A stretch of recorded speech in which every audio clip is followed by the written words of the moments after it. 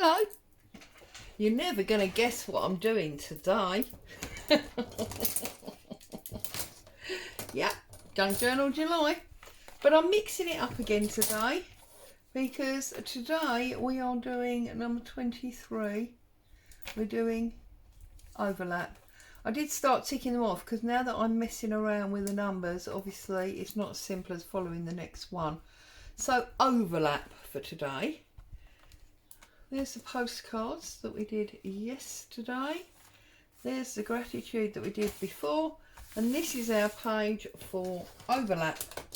Now, I thought I'd go quite obvious and simple here today, in the basis that we got the green books there, or the green background and the books, and books can take you absolutely anywhere.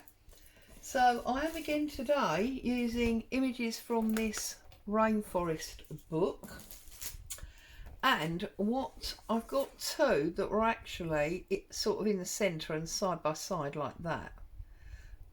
But what I thought I'd do is I'd give us a gateway to something.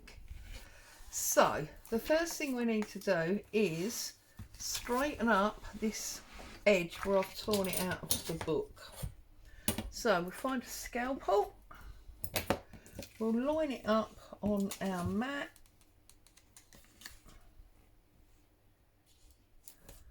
Before I started doing videos, I never realised how much I used my mat for measuring. Well, straight lines, you know. Okay. Now we want this to go smack bang in the middle of the page like that. We're going to put our ruler on the edge of the page and we're going to fold this up so that we know what size it has to be.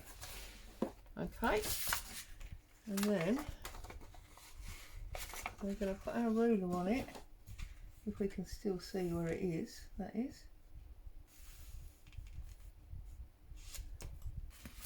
Put our ruler on it, bend it up so it was there, but this is not straight, so let's get it straight on our mat. Find the crease, which is there, and we'll cut that one off like that. Keep that, might be able to use that for something later on. And then what I'm going to do is I'm going to pop this in the middle of the page like that. But before I glue it down, what I want to do is find this page, the one that matches it. It could be totally different, doesn't have to be the same, just that I've got two that are basically the same. And one of those books on our bookshelf is taking us on a journey. Right, I'm going to fold this in half like so. There, you see that? Yeah. I'm going to line this up there. So I didn't fold it in half properly, I just gave myself a little nook. And then I'm going to go another one like that. Okay. And I'm going to cut that down there like that, so it's 1/3 and 2/3 or whatever. It's obviously not in half. I'm then going to lay this, I'll lay it down so that you can see, because if I line it right up there you won't be able to see, will you?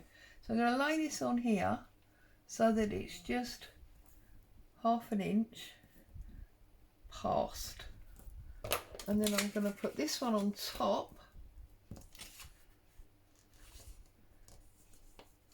and I'm going to go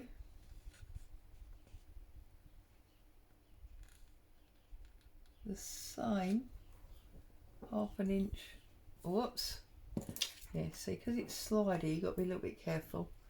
But take my ruler, not right, get it on a half point so that you can see where you're folding. Okay, like that. Put your top one half an inch past, like so. Put my ruler on there, and then I can fold that up and then pick it up and fold it back.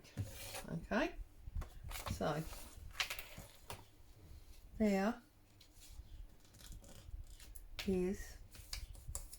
there's my fold, and the reason I've done that is because this is going to tuck around that like that. Okay, and look, we're going on an adventure inside, but obviously we need to do something with that, don't we? So that will come in a minute. So put that one that's done up there, line this up again, overlap it by your half, lay down your ruler and bring that up. If you're a measurer, then obviously you could just measure it, but as you know, I'm not. Okay, like so. Okay, like that. And then what I'm going to do is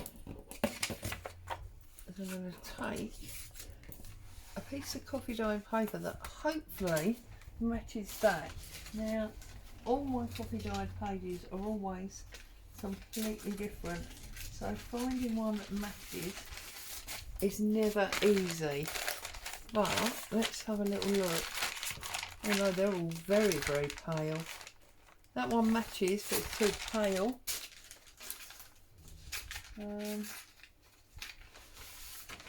That one is a better colour match.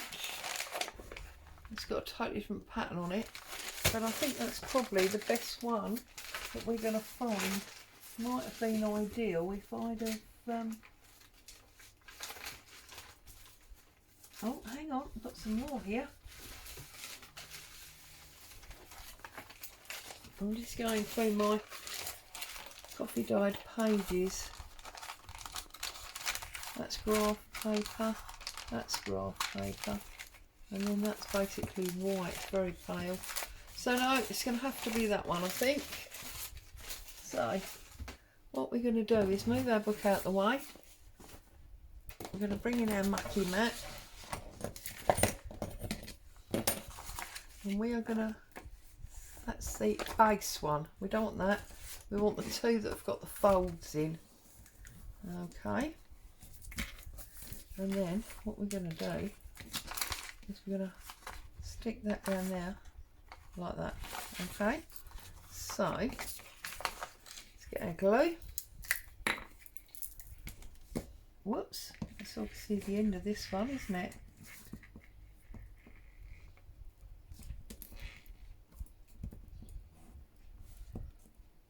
It's alright, as always, I do have another. What sort of crafter would you be if you didn't have a spare glue? And then just poke that in there.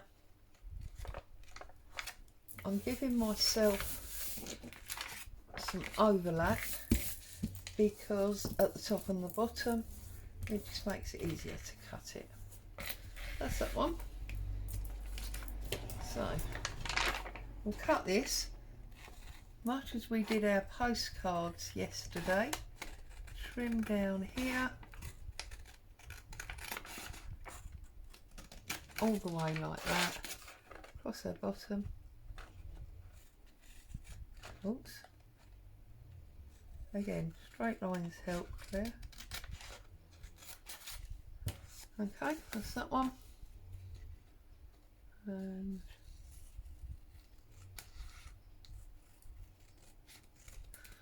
okay, so that one is covered, and we've got secret journaling space, or put a photograph or something. And we could go back into that book and see if we can find some nice images like we used on the postcards that are smaller and would sit on the back there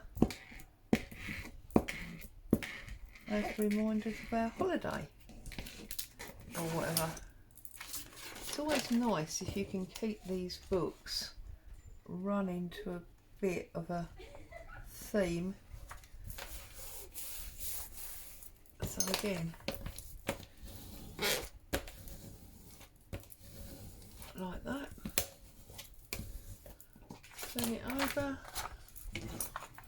trim these out.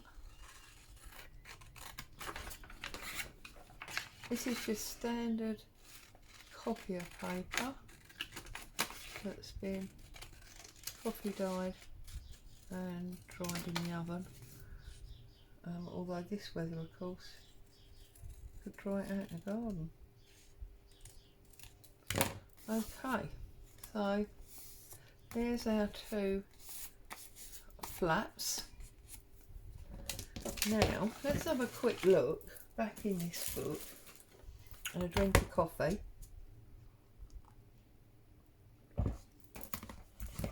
And see if we can find some small images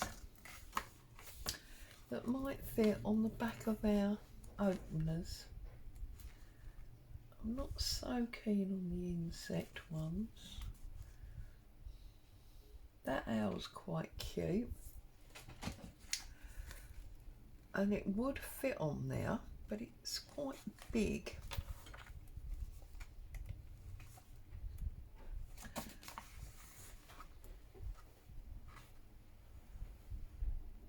Those birds are cute, so we could have those two birds on that one. And have we got a long, tall, skinny one to go on the other side, or do we leave that blank for journaling? Let's have a little. Oh, the rain! I love the rain. Will these birds fit on here? No, but there is quite a lot of excess there that we could potentially cut off.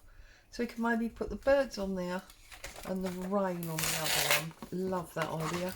So, still got my scalpel here. So now, if I line up my ruler, and then we'll keep them for a different project on another day.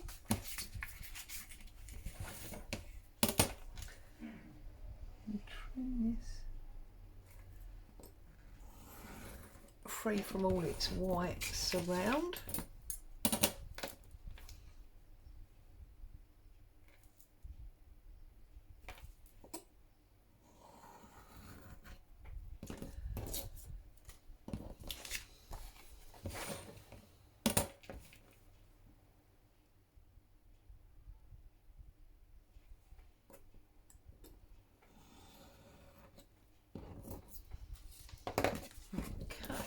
Make sure you've got your picture up the right way. That wouldn't do, would it? That's not a very straight fold, is it, Claire? Anyway, we can put that on there like that. So let's glue this. See if we can do it out of this last bit of this glue stick that's right on its way out. Waste not, want not, and all that. So we put that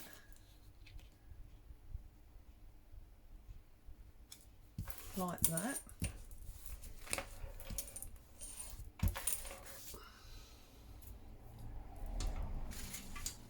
So let's get rid of that glue that's on my finger. We give it a good press down. So that's that one. That's that side done. And that goes with our base. And then these ones, let's see how we get on with these. So,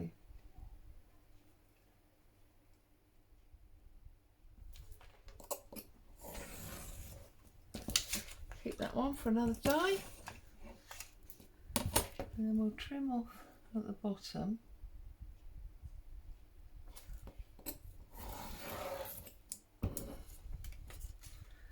And then trim off the most interesting side level,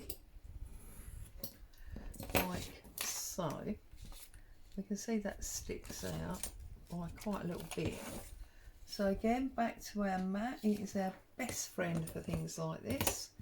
And I'm going to start, because you don't want to cut too much off, I'm going to start with that point there. Let's see how that goes. Still too big. So, line it up there. I don't want to go all the way to that line because that's way too much. So I'm going to try and come halfway like that. Sorry, it's afternoon. The children are on their way home from school. So obviously there's noise in the street. That's what you can hear.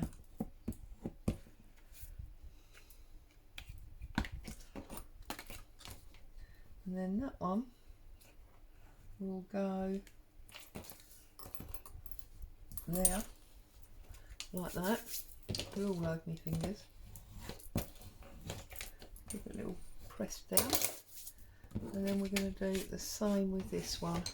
So again, the interesting side we'll cut level. And then this side,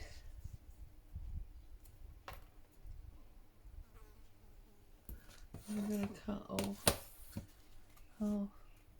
I'm going to cut off there because it's only straw, it's not really anything we particularly want to see. Get rid of them, glue that up on there. Been a good girl today with this messy mat, haven't I? Apart from that bit, but you didn't see that, did you? You didn't see that bit. And then this one will go in the middle towards the top. Right, so we've got all that interest going on. Now, we're going to glue this to our back view, remember?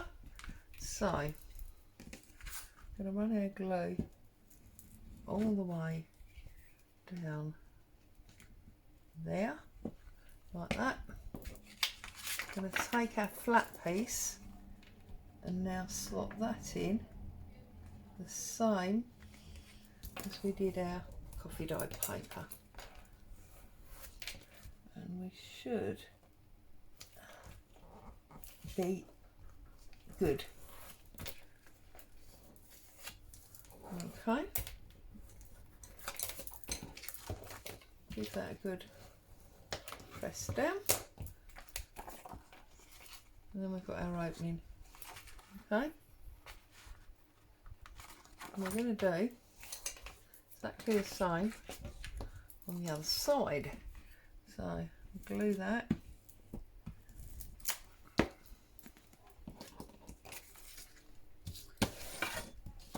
We're going to slot in our back view and press that home as well.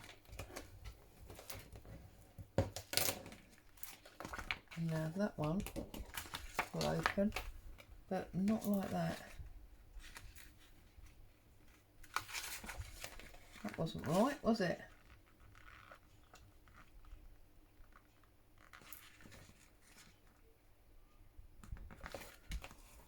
That was what we wanted. That's better. I don't know what happened there. Well, I do, it was crooked. Oh, and would you look at that? So now,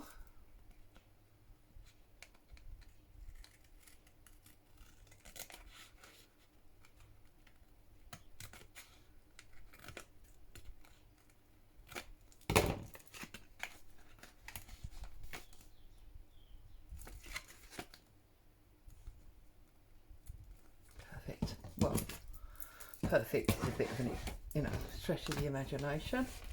Whoops. But we've done it. So I'm going to turn this over. I'm actually going to use a bit of Uhu for this. I'm going to get some glue.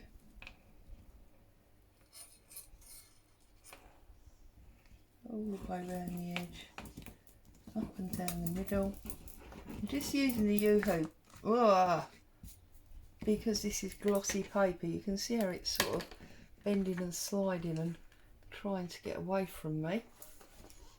Bring back our book. Find our middle height and press that home, and then our overlapping page takes us on a journey into the forest. How awesome is that? So that's that one, and that one overlaps it, you see. So it's an overlapping, will overlap either way actually, whichever way you want to go. If you go that way, it'll sort of keep that one shut. There you go. There's my version of overlap, a visit to the rainforest because of one of these books. As always, thank you so much for joining me. I hope you found some fun and inspiration. Stay safe. I'll be back very soon.